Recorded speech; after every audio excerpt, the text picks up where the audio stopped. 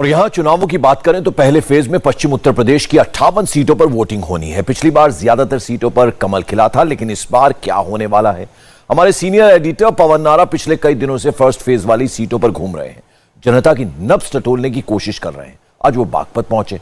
बागपत वो इलाका है जिसे जाटों का गढ़ कहा जाता है। जाट मुसलमान यहां हर जीत तय करते हैं। ये इलाका किसान नेता चौधरी चरण सिंह की सियासी जमीन भी है, लेकिन पिछली बार बागपत की तीनों सीटें बीजेपी जीत गई थी। लेकिन इस बार हालात बदल गए हैं। समाजवादी पार्टी और आरएलडी में गठबंधन हुआ है, जिसके बाद बागपत में एक नया सियासी समीकरण बन गया है। इस बार किसके हाथ लगेगी बाजी? ग्राउंड जीरो से पवन नारा ने समझने की कोशिश की है। उनकी रिपोर्ट देखिए।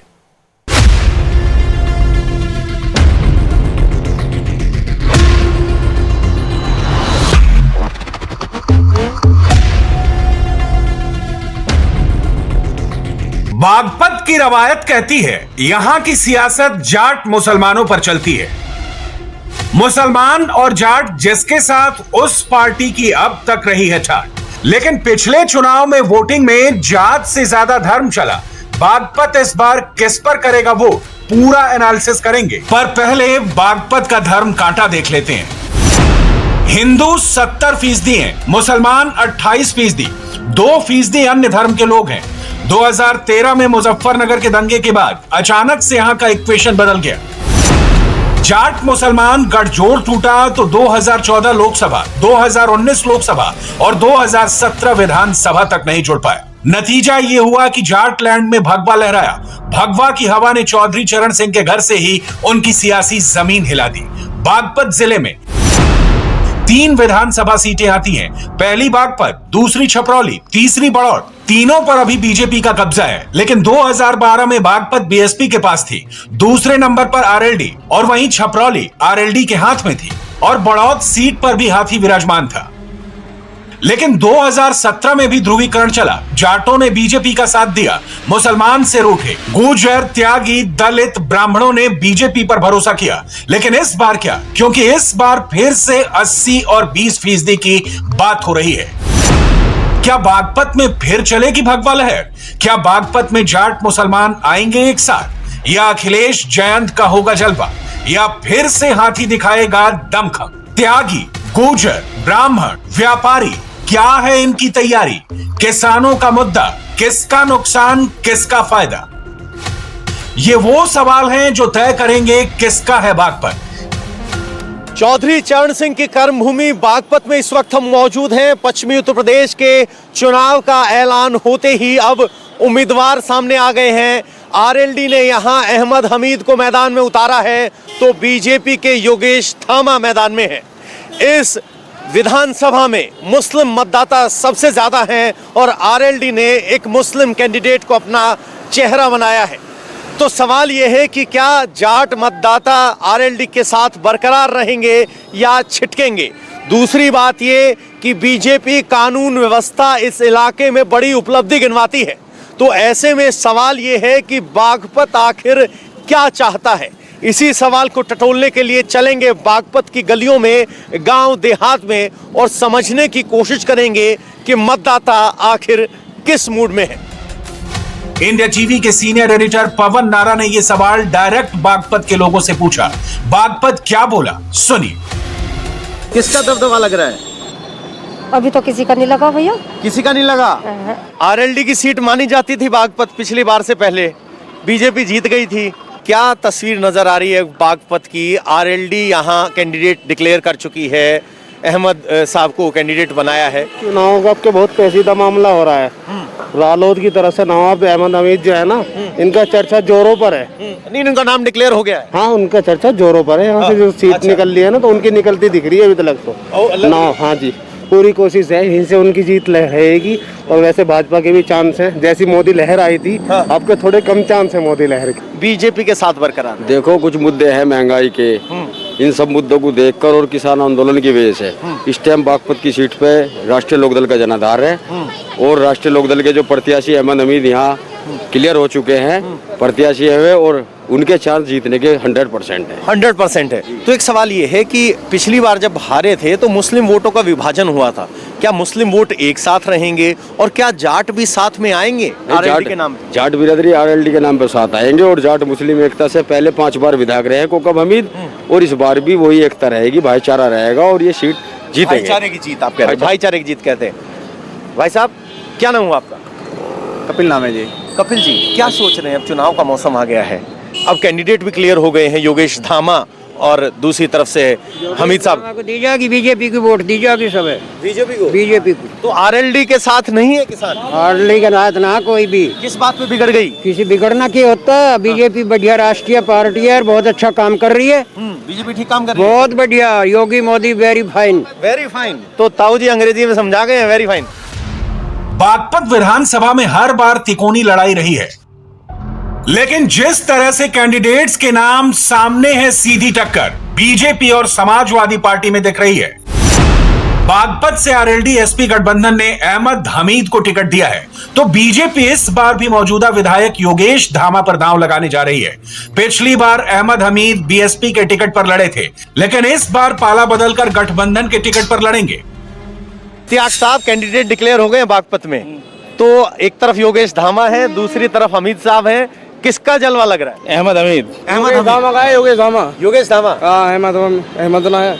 क्या नाम हुआ आपका? मेरा मोहित शर्मा। मोहित शर्मा जी, आप कह रहे हो कि योगेश धामा है, तो किस बात पे योगेश धामा? पिछली बार जीते थे, तो क्या यहाँ अपने कार्य को लेके जीते हैं? कार्य बहुत करा योगेश धामा ने, काम किया है? बिल्कुल करा। और इस इलाके में कानून व्यवस्था बड़ा एक मुद्दा होता था बागपत में। बहुत अच्छी कानून व्यवस्था है अब। अच्छी है? अच्छी है बहुत। क्या नाम हुआ भाई? सुहेल जी।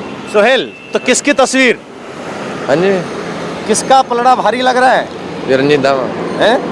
योगेश धामा। योगेश धामा। हाँ जी। तो क्यों हमीद साहब अच्छे नहीं लग रहे? नहीं, अमित साहब अच्छे हैं। क्या गांव में चर्चा हो रही है, चुनाव का मौसम आया है, तो भाई कुछ है नहीं, कुछ है नहीं ना। तो आरएलडी का कुछ वापसी के चांस हैं अब की बार? पिछली बार यहाँ से हार गई थी। वो पता कुछ नहीं, मतलब पब्लिक का देगा नहीं देगा नु बता। लोक दल की देगा नहीं नु बता इसे। नहीं, हमें दबाव नहीं है। चौधरी साहब क्या नाम हुआ? चौधरी साहब क्या नाम हुआ? लोक दल की वोट गिरेंगे यहाँ हमीद साहब की। अच्छा, हमीद साहब। हाँ आरएलडी। हाँ आरएलडी की। तो किस बात पे आपको लग रहा है कि लोकदल को आना चाहिए? क्या कमी रह गई बीजेपी? लोकदल ही है जो कुछ है, और तो यार फर्जी मामला चल रहा है टोटल। ये तो बागपत इलाका तो रहा है चरण सिंह साहब का। वही तो कह रहे फिर। पिछली बार क्या बदल गया था जब यहाँ बीजेपी? कुछ झगड़ा कराया था पिछली बार सरकार ने, हमारे मुसलमान खिलाफ हो गए कि एक हो रहे हैं, लोकदल वोट देंगे बेफिक्र रहो। अच्छा, एक है। हाँ एक, कोई मनभेद नहीं। अरे लोकदल की वोट देंगे बेफिक्र हो। लोकदल कह रहे हैं। इस बार सिचुएशन अलग है। आरएलडी और समाजवादी पार्टी को लग रहा है ध्रुवीकरण नहीं हुआ तो कास्ट इक्वेशन काम कर जाएगा। बागपत विधानसभा में कुल 3,13,363 वोटर हैं, जिसमें जाट 38,000, मुस्लिम 60,000, ब्राह्मण 20,000, त्यागी 18,000, गुर्जर 39,000, दलित 20,000, कश्यप 15,000, वैश्य 17,000, राजपूत 14,000, वाल्मीकि 8,000, यादव 29,000, सैनी माली 3,000, गिरी 8,000, बढ़ई लुहार 4,500, छिमकी कौरी 2,000, नाई 3,000, पाल 1,000, जोगी बैरागी 3,000, सुनार 3,000, सिख 1,000, कुम्हार 4,800 और अन्य 2,000, जिसमें जाट मुस्लिम के अलावा गुर्जर, त्यागी, दलित, कश्यप, वैश्य, राजपूत, यादव जातियों की तादाद ज्यादा है जिनका डायरेक्ट दखल है। किधर करेंगे वो? जाट लैंड में इस बार जाट मुसलमान का मूड क्या है, सुनिए। बागपत भाजपा जीत रही है सर। भाजपा जीत रही है। जी जी। तो कैंडिडेट अब की बार आरएलडी की तरफ से डिक्लेयर कर दिया गया है। रामा जी वैसे आरएलडी से नवाब अहमद जी हैं, कोको अहमद जी के सपुत्र हैं, पहले विधायक रहे हैं, लेकिन पिछली 2 योजनाओं से हार रहे हैं। और जहाँ तक उम्मीद है इस बार भी जीत नहीं पाएंगे। योगी धामा जी हमारे जो है। अच्छा, तो जीत का मंत्र क्या है? पिछली बार क्या हुआ था कि जाटों ने खुलकर बीजेपी को वोट दिया था, अब की बार बताया जा रहा है कि जाट नाराज है। मंत्र ये है कि जाट थोड़े बहुत नाराज हैं, पहले भी नाराज थे, अब इस बार भी नाराज हैं, लेकिन वो नाराजगी जो योगी धामा जी हैं हमारे विधायक जी हैं, उनकी अपनी अब बहुत अच्छी पकड़ है जाटों में और सभी बिरादरी में और कौम में। तो उन्हें कोई दिक्कत होने वाली नहीं है। बागपत में कौन से मुद्दे हैं और किसका पलड़ा भारी लगा?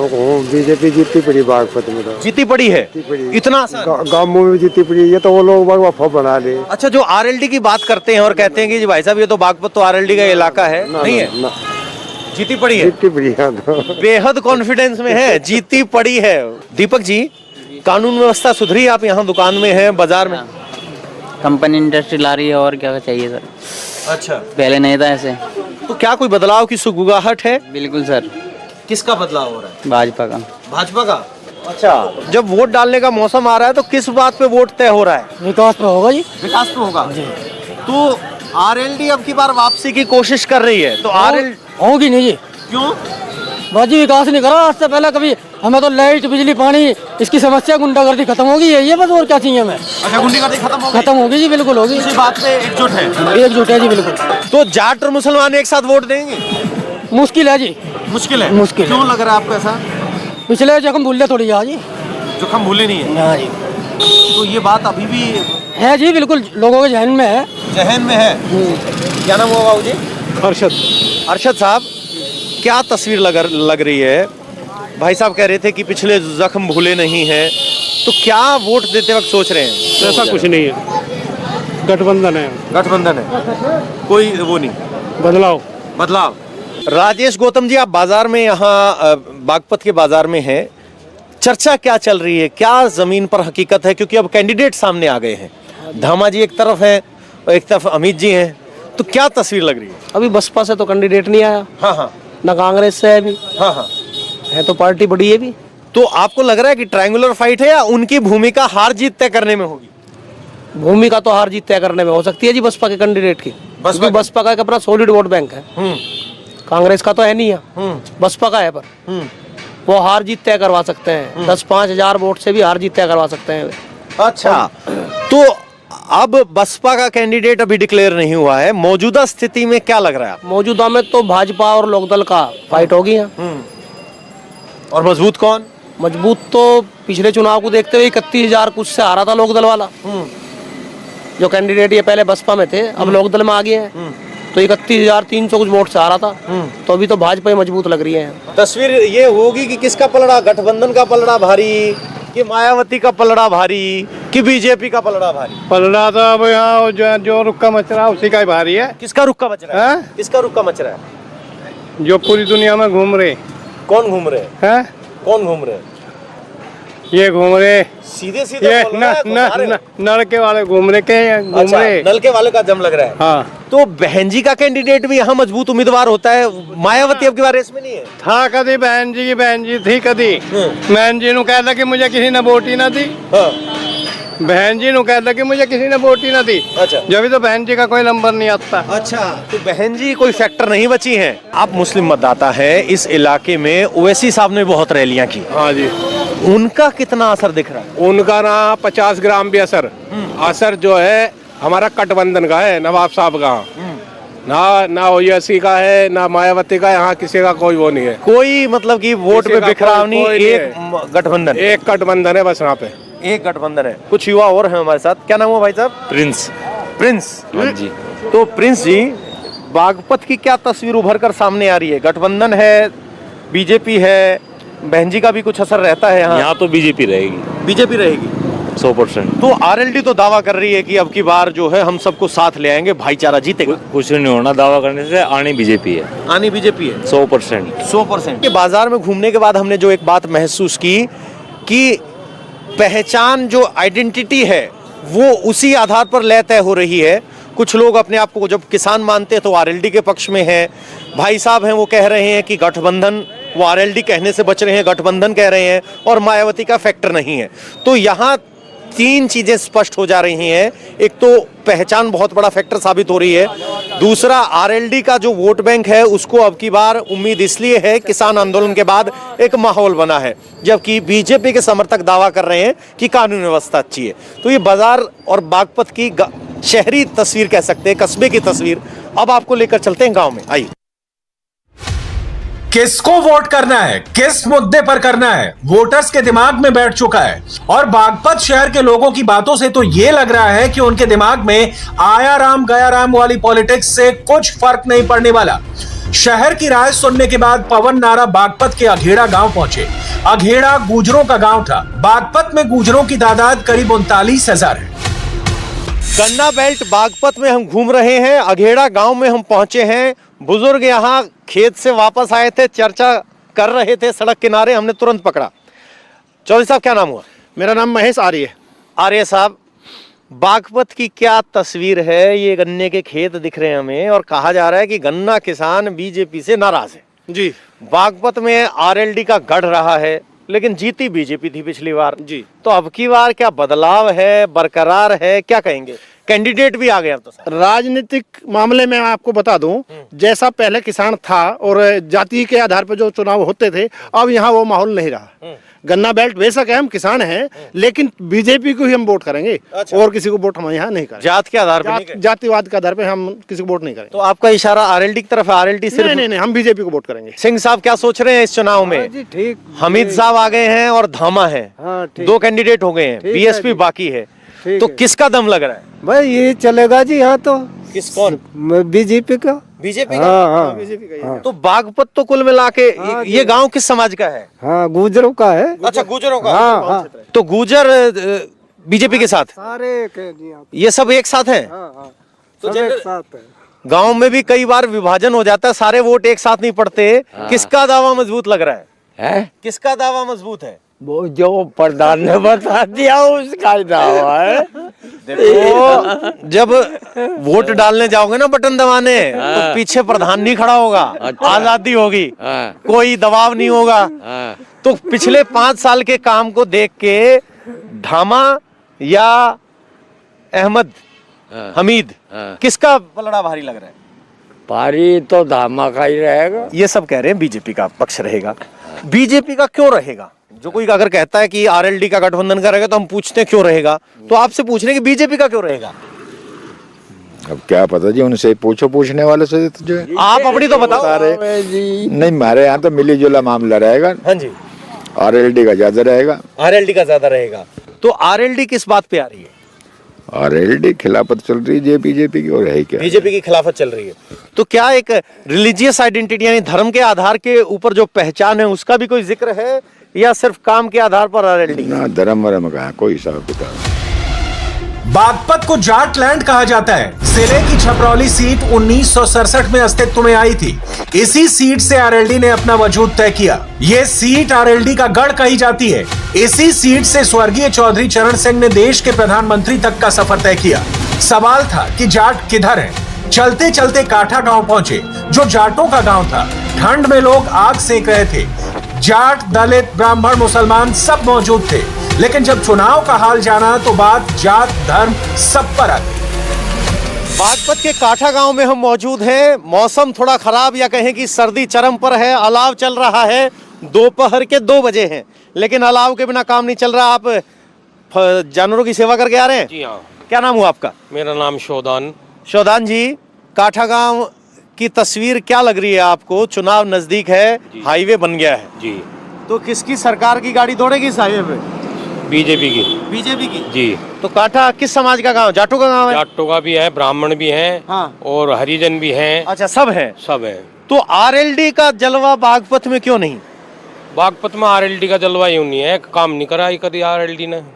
ये सरकार ने काम कराए। और हमारा विधायक सबसे अच्छा है, वो दुख सुख में मतलब है, मरना जीना सबके साथ में रहता है। अच्छा, विधायक साथ रहता है। योगेश दामा जी। क्या सर? पैसे भी दे दे, फोन भी बांट दे बालकों में वो। अच्छा। हाँ। अच्छा, एक मिनट, आप रिश्वत का आरोप लगा रहे हैं? हाँ, वो। अच्छा, क्या नाम हुआ आपका चौधरी साहब? मेरा नाम रामपाल है। रामपाल जी। हाँ। क्या अब्दुल अहमद 100% जीतेगा। 100% जीतेगा? हाँ। आरएलडी की वापसी हो रही है? हाँ। पिछली बार वोट कहाँ दिया था? पिछली बार भी आरएलडी का दिया था। तो पिछली बार तो आरएलडी हार गई थी। हाँ। अब की बार कैसे जीतेगी? अब की बार जीतेगी। जीतेगी। हाँ। कोई आरएलडी के थे? आरएलडी में पिछली बार आपने कहाँ दिया था? पिछली बार हमने बीजेपी को वोट दिया था। इन्होंने बीजेपी को दिया, इन्होंने आरएलडी को दिया, दोनों वही हैं। तो इसका मतलब कोई बदलाव की बात नहीं। क्या नाम हुआ चौधरी साहब? बॉबी। बॉबी जी, क्या तस्वीर? बस हमारे यहाँ तो RLD है जी, हम तो RLD के पक्के पहले से ही है। भगत है नूनाग कच्चे मक्के। अब की बार जीत का रास्ता कैसे खुलेगा आपका? जीत का तो खुला पड़ा अब तो, कैसे? कहने देख लियो आप। कैसे? भाई किस तरीके से नहीं खुलेगा ये बताओ। मैं कह रहा हूँ कि कौन कौन से जिन्होंने बीजेपी को वोट दिया अब की बार वापस आएंगे आपकी तरफ? बीजेपी के आ रहे, भागल लग रहे बीजेपी के, तो बताओ ना आ रहे क्या? क्या नाम है भाई साहब? पारस चौधरी। पारस, आपके बुजुर्गों की सुन ली, नौजवान क्या सोच रहे हैं? नौजवान भाई जी विधायक जी का साथ देंगे, योगेश धामा जी का, जो हर स्थिति में सबके साथ खड़े रहे। अच्छा, बीजेपी। तो क्या इसमें धर्म का भी कोई एंगल है? धर्म का एंगल लोग देवे, बीजेपी नहीं देती, दूसरी पार्टियां दे दें। क्या नाम हुआ भाई साहब? केशव कौशिक। केशव कौशिक। कौशिक। पंडित जी, तो पंडित जी किसके साथ है? भाई हम धामा जी की कहल है, जो सुख दुख में हमारे साथ है। क्या नाम हुआ भाई? सलीम। सलीम भाई साहब, किसका दावा लग रहा है? लोकदल का। लोकदल का। हाँ। सलीम जी, लोकदल को पिछली बार वोट दिया था? हाँ दिया था। तो किस बात पे लग रहा है आपको कि अब की बार पासा पलटेगा? क्योंकि जो जो लोकदल वाले हैं वो पिछली बार भी लोकदल में थे, और जो बीजेपी वाले हैं वो अब भी बीजेपी की बात कर रहे हैं। तो अब पलटने वाले वोट कौन से हैं? बस पलटने वाले पहले तो कुछ ये था, थोड़ा सा आदमी टूट गया था लोकदल से। क्यों? एक तो थोड़ा सा ये था, काम का आधार था कुछ ऐसा, और अब की बार तो बहुत काम हो रहा। ठीक, दूसरी बात ये है, रोजगार तो सरकार ने दिया ही नहीं इसने कुछ। बस जितनी भी वैकेंसी है, बस जितनी वैकेंसी है, 3 साल रेलवे ग्रुप डी की भर्ती हो ली, आज लोग क्लियर नहीं हुई। अच्छा भाई, गरीब आदमी। मेरा नाम जी आसिफ है जी। आसिफ, बताओ जी। जी, हम तो भाजपा को वोट देंगे, वो कारण ये है जी, भाजपा ने गरीब आदमी को मकान बना कर दिए, राशन दे रही फ्री में, सारी सुविधा दे रही फ्री में। अब ये बताओ, जब हमें इस सरकार से सुविधा मिल रही है तो हम दूसरे को वोट क्यों दे? हम तो भाजपा को देंगे जब हमारा भाजपा फायदा कर रही है। भाई इसका कर रही होगी, हमारा तो कर नहीं रही। तो राशन आपको नहीं मिल रहा है? और राशन तक ही होगा। एक बात तो बताऊं, राशन तो हो जाएगा कुछ राशन से कुछ है, नहीं पेट तो भर रहा। जो मान लिया जरूरत की चीज है, हॉस्पिटल खोल रखे, हॉस्पिटल नहीं होता। माँ एक बात तो बताओ, रोजगार भी तो होना था। 3 साल मजदूर मरे, मजदूरी पे जा करे थे, इतना अनाज मिले 400 रुपए में भी नहीं जाता। हमारी भाड़ खत्म हो लग रही है ऐसे जड्डे में, 400 रुपए में भी नहीं जाता मजदूर, अनाज भाड़ का मिले।